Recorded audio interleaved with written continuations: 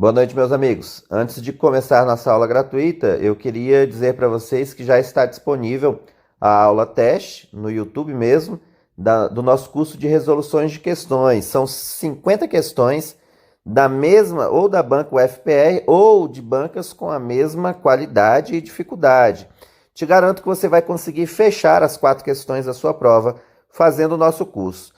Custa apenas R$19,99 e metade do valor das vendas será destinado às famílias carentes em razão que foram afetadas aí pelo Covid-19, tá?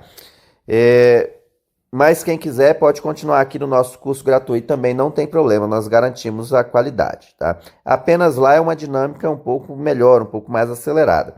Mas vamos lá. Continuando, artigo 32. Ao assumir a guarda ou a tutela, o responsável prestará compromisso de bem e fielmente desempenhar o encargo, mediante termo nos autos. Termo nos autos é um documento assinado onde a pessoa se compromete a prestar bem e fielmente o seu encargo, tá? Porque, por exemplo, às vezes na guarda, a pessoa também cuida do patrimônio do menor, né? Então ela precisa depois prestar contas, tá? Exemplo, né? Mas vamos ver o que é exatamente a guarda. Está aqui no artigo 33 e no parágrafo 1º. A guarda obriga a prestação de assistência material, moral e educacional à criança ou adolescente, conferindo a seu detentor o direito de opor-se a terceiros, inclusive aos pais. Veja só como é.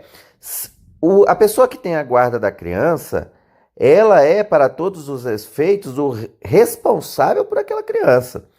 A responsabilidade de educacional, a responsabilidade de assistência material também, né? Moral, tá? São todas de quem tem a guarda. E essa pessoa pode inclusive bater de frente com os pais da criança, se for necessário, claro, tá? Se verificar que o pai, por exemplo, está querendo levar a criança para algum lugar inadequado, tá? O detentor da guarda tem o direito de opor-se. É muito comum, às vezes, a guarda unilateral, né? Só a mãe tem a guarda, ou só o pai tem a guarda, ou só os avós têm a guarda por algum motivo, né? E esse pai, às vezes, é problemático. Então, por isso, quem tem a guarda pode, inclusive, se opor aos pais. A guarda destina-se a regularizar a posse de fato, podendo ser deferida liminar ou incidentalmente nos procedimentos de tutela e adoção, exceto de adoção por estrangeiros. Primeiro de tudo, decore isso daqui, exceto de adoção de estrangeiros. Por quê? O estrangeiro não pode ter a guarda antes da adoção. Nós já vimos que, para famílias estrangeiras, o único mecanismo possível é a adoção. Virou pai e mãe, pode levar embora, inclusive. Pronto. Então não tem como dar a guarda antes, tá? Porque imagina que você dá a guarda à criança, essa família viaja com a criança para outro país e desaparece. E depois o juiz vai olhar lá no processo e ver que não está dentro das hipóteses de adoção, por exemplo. Então não dá. Agora vamos voltar aqui. Regularizar a posse de fato. É muito comum que as crianças sejam criadas por tios, por avós, né? Por apenas um dos pais, só que aí nem precisava, só em relação ao outro, né? Mas até por um irmão mais velho, por exemplo, um irmão adulto, ok? Nessa hipótese, a pessoa já cuida da criança, já cuida, tá? Só que ela não pode assinar documentos, né, em nome da criança, dá muito trabalho. Vai fazer uma matrícula na escola, dá trabalho, etc. Vai viajar, dá trabalho. Então a posse vai lá e regulariza a situação de fato. Qual que é a situação de fato? A pessoa já cuida da criança. A guarda vai lá e regulariza, resolve esse problema. Liminar é uma antecipação, né, da decisão final. O juiz de plano verifica que está dentro das hipóteses. Não precisa aguardar o término do processo, claro. Incidentalmente, imaginem que uma família está cadastrada no cadastro de adoção e ela já está com a criança, né? Com aquela criança que ela pretende adotar. Ela pede incidentalmente, ou até liminarmente também, a guarda da criança, a fim de que no final da sentença, do final do processo, a sentença autorize ou não a adoção definitiva.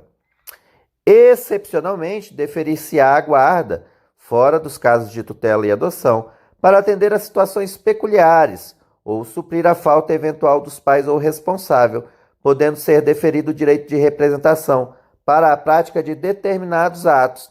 Isso aqui acontece muito na prática também, né? É o exemplo que eu dei para vocês. A criança está morando com o tio, né? Morando com a tia. Então vai lá e resolve essa situação, tá? A tia não quer adotar a criança, né? Não é a situação. Ela só cuida, os pais cuidam também, mandam dinheiro para ajudar, por exemplo, mas está em outra cidade para estudar. Seria nessas hipóteses. Parágrafo 3º.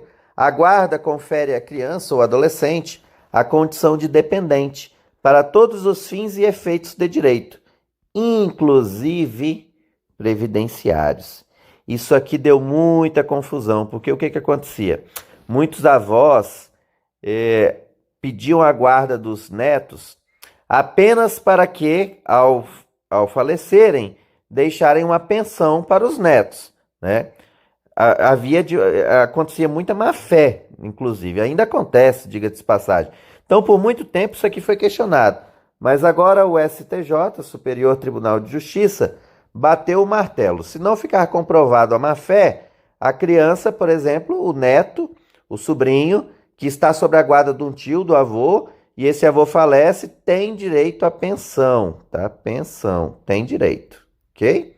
Não reparem na minha letra maravilhosa, né? Por isso que eu escrevo pouco.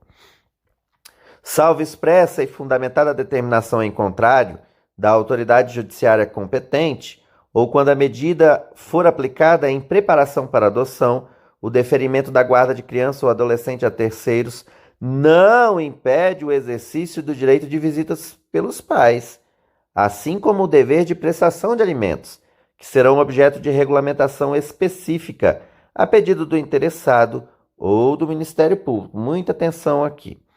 Salvo expressa e fundamentada determinação em contrário. Ou seja, a regra é que o fato de ter dado a guarda para alguém não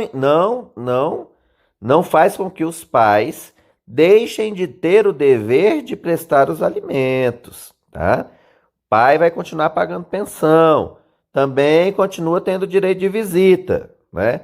Lógico, tem que ser analisada a situação. Se for para adoção, lógico que não vai ter visita dos pais. É óbvio que não vai ter visita dos pais, né? Claro. Agora, se for a guarda, por exemplo, para o tio, porque a criança está em outra cidade estudando, o adolescente está estudando, os pais continuam com a obrigação de prestar alimentos. Tranquilos? Artigo 34. O poder público estimulará, por meio de assistência jurídica, incentivos fiscais e subsídios, o acolhimento, sob a forma de guarda, de criança ou adolescente afastado do convívio familiar. Eu estou na guarda de um sobrinho, por exemplo. Ora, eu declaro na minha declaração de imposto de renda. Isso me dá um desconto de imposto de renda. Isso é um estímulo para que as pessoas mantenham a guarda dos seus, tá? Dos seus familiares, certo? E aquelas famílias que ainda não tenham grau de parentesco também terão esse direito.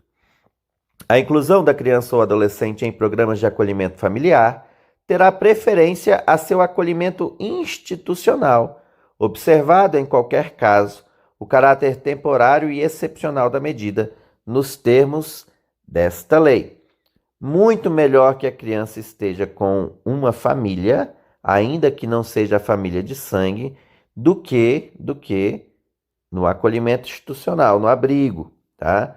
Ora, gente, se vocês já tiveram a oportunidade de visitar um abrigo, é um monte de criança, por mais que os funcionários sejam pessoas que se preocupam demais com as crianças, que deem amor, não é a mesma coisa do que morar numa casa, tá? Sem dúvida nenhuma, não é a mesma coisa.